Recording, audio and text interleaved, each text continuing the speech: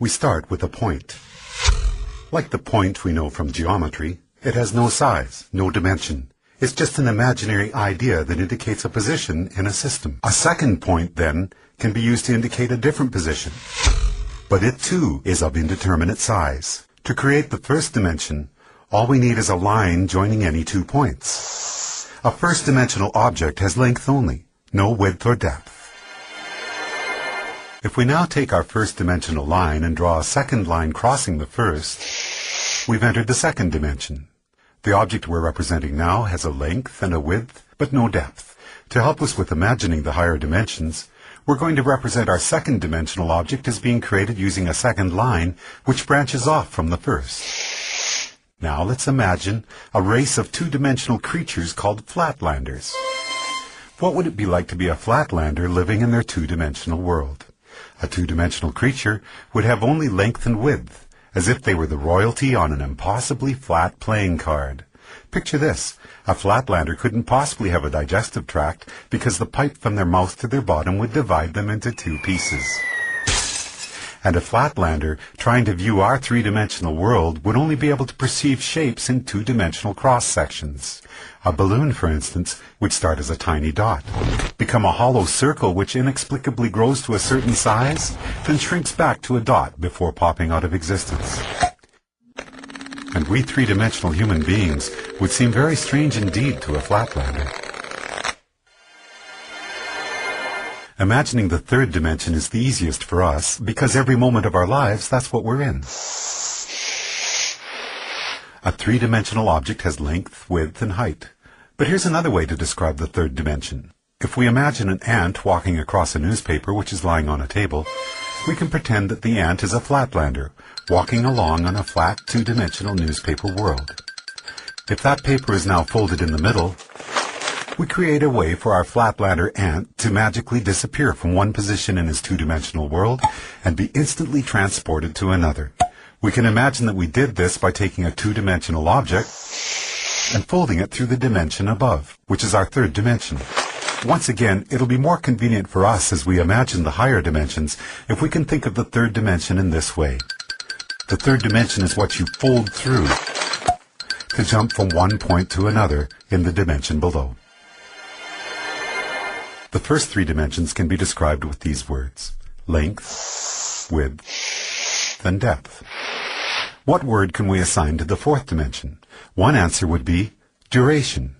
If we think of ourselves as we were 1 minute ago, and then imagine ourselves as we are at this moment, the line we could draw from the 1 minute ago version to the right now version would be a line in the fourth dimension. If you were to see your body in the fourth dimension, you'd be like a long undulating snake, with your embryonic self at one end and your deceased self at the other. But because we live from moment to moment in the third dimension, we're like our second-dimensional Flatlanders. Just like that Flatlander who can only see 2-dimensional cross-sections of objects from the dimension above, we, as 3-dimensional creatures, can only see 3-dimensional cross-sections of our fourth-dimensional self.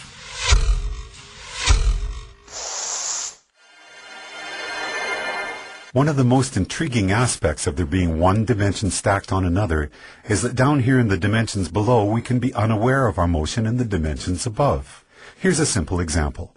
If we make a Mobius strip, take a long strip of paper, add one twist to it and tape the ends together, and draw a line down the length of it, our line will eventually be on both sides of the paper before it meets back with itself. It appears, somewhat amazingly, that the strip has only one side, so it must be a representation of a 2-dimensional object. And this means that a 2-dimensional Flatlander, traveling down the line we just drew, would end up back where they started without ever feeling like they had left the second dimension. In reality, they would be looping and twisting in the third dimension, even though to them it felt like they were traveling in a straight line. The fourth dimension, time, feels like a straight line to us, moving from the past to the future. But that straight line in the fourth dimension is, like the Mobius strip, actually twisting and turning in the dimension above. So the long undulating snake that is us will feel like it is moving in a straight line in the fourth dimension, but there will actually be, in the fifth dimension, a multitude of paths that we could branch to at any given moment. Those branches will be influenced by our own choice, chance, and the actions of others. Quantum physics tells us that the subatomic particles that make up our world are collapsed from waves of probabilities simply by the act of observation.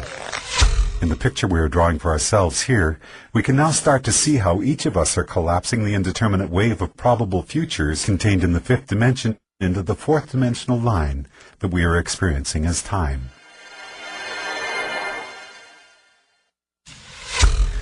What if you wanted to go back into your own childhood and visit yourself? We can imagine folding the fourth dimension through the fifth, jumping back through time and space to get there. But what if you wanted to get to the world where, for example, you had created a great invention as a child that by now had made you famous and rich? We can imagine our fourth dimensional selves branching out from our current moment into the fifth dimension. But no matter where you go from here, the great child inventor timeline is not one of the available options in your current version of time. You can't get there from here, no matter how much choice, chance, and the actions of others become involved. There are only two ways you could get to that world. One would be to travel back in time, somehow trigger the events that caused you to come up with your invention, then travel forward in the fifth dimension to see one of the possible new worlds that might have resulted.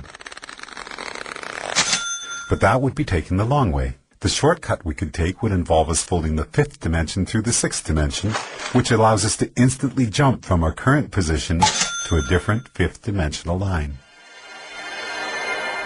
In our description of the fourth dimension, we imagine taking the dimension below and conceiving of it as a single point.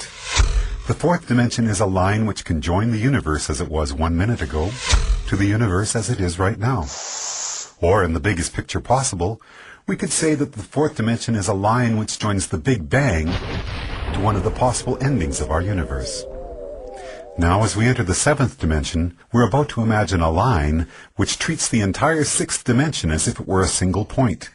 To do that, we have to imagine all the possible timelines, which could have started from our Big Bang, joined to all the possible endings for our universe, a concept which we often refer to as infinity, and treat them all as a single point.